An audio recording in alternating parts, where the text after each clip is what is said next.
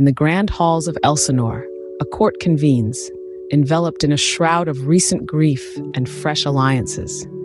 The newly crowned King Claudius, brother to the late King Hamlet, stands before his subjects, expressing gratitude for their support through the kingdom's recent turbulence.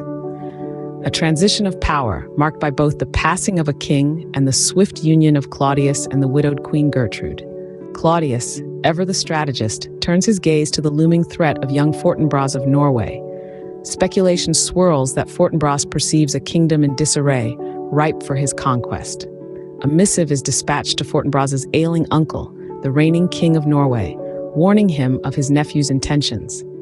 The king's focus shifts to Laertes, son of the trusted counselor Polonius. A veneer of paternal affection is draped over the conversation as Claudius indulges Laertes' request to return to France. With Polonius's blessing confirmed, Claudius grants Laertes his leave.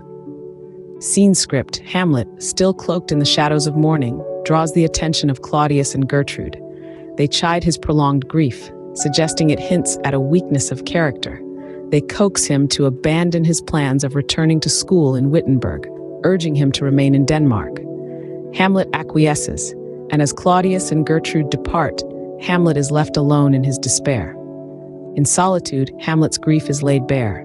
He contemplates the futility of life, hinting at suicidal thoughts.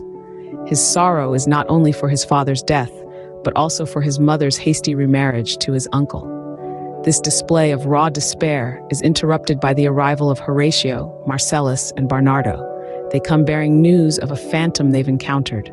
Struck with shock and curiosity, Hamlet fires a flurry of questions at them, arranging to join their night watch. As they part ways, Hamlet implores them to keep their encounter a secret.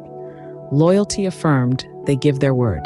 And so the stage is set for a tale of intrigue, betrayal, and the quest for truth. Hamlet's sorrow, the specter of his father, and the looming threat of Fortinbras of Norway all weave a complex web of narratives, each with its own implications for the Kingdom of Denmark. The court of Elsinore, once the seat of a stable reign, now teeters on the brink of uncertainty, as each character plays their part in the unfolding drama.